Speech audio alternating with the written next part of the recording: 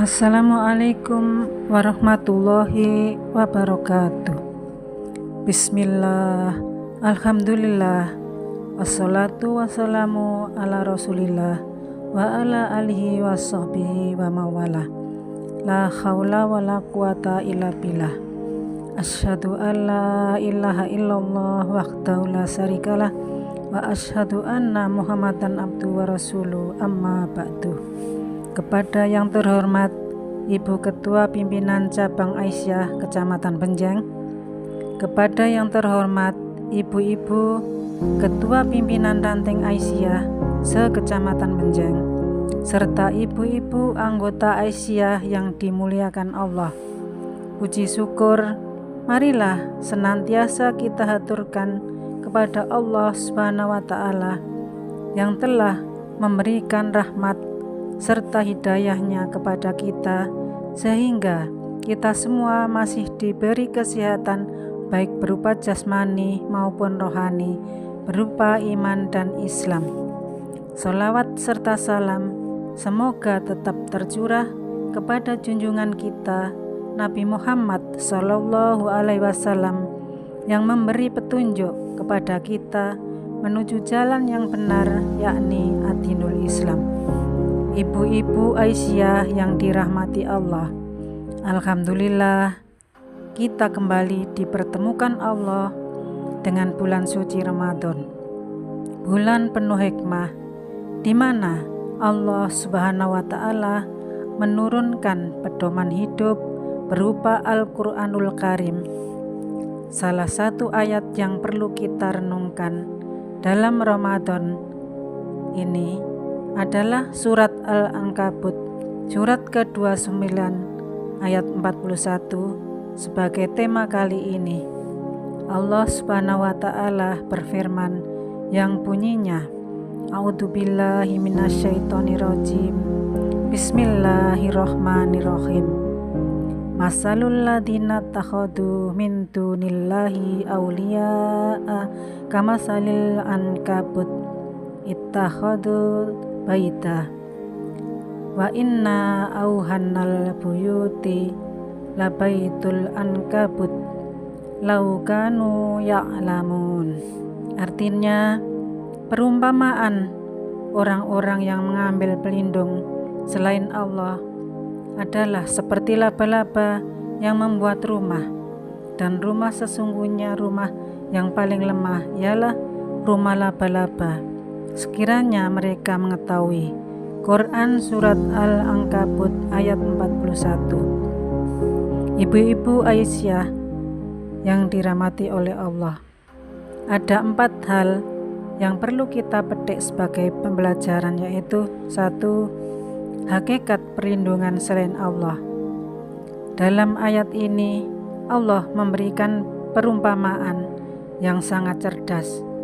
Orang-orang yang berharap, bersandar, dan meminta perlindungan kepada selain Allah, misalnya menumpuk banyak harta dengan riba, meminta jabatan kepada manusia lain, atau berhala modern, diibaratkan seperti laba-laba yang membuat sarang.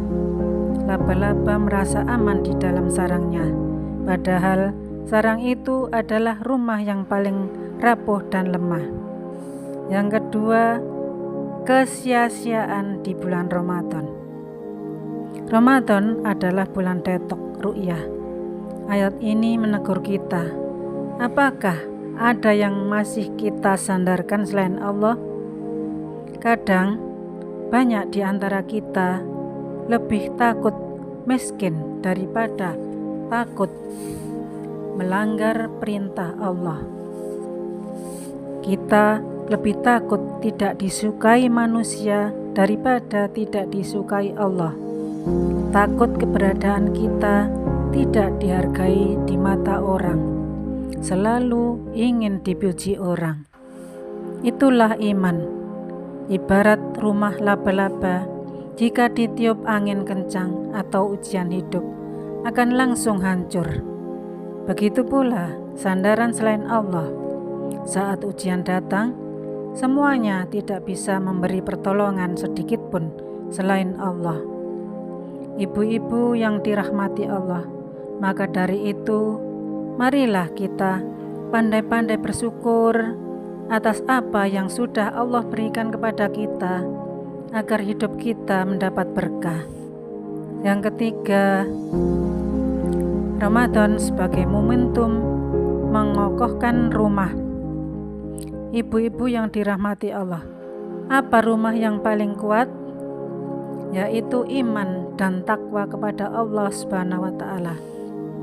Ramadan mendidik kita untuk melepaskan ketergantungan pada selain Allah.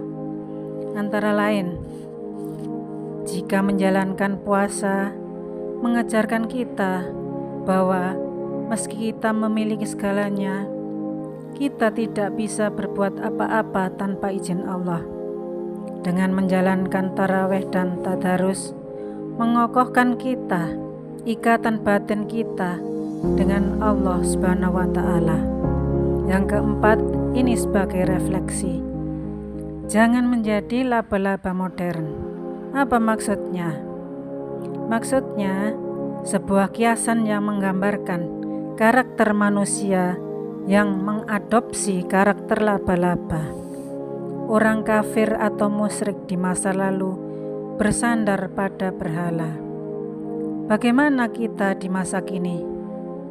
Jika hidup kita hanya untuk menumpuk harta, gila jabatan, dan lupa bersujud, kita seperti laba-laba yang membangun rumahnya sendiri lalu hancur saat kematian datang. Dan sesungguhnya rumah yang paling lemah ialah rumah laba-laba, sekiranya mereka mengetahui. Ibu-ibu yang dirahmati Allah, mari jadikan Ramadan ini sebagai momentum untuk menghancurkan sarang laba-laba di hati kita, ketergantungan pada makhluk, dan menggantinya dengan rumah tauhid, yaitu pondasi akidah Islam dan sumber dari segala amal soleh.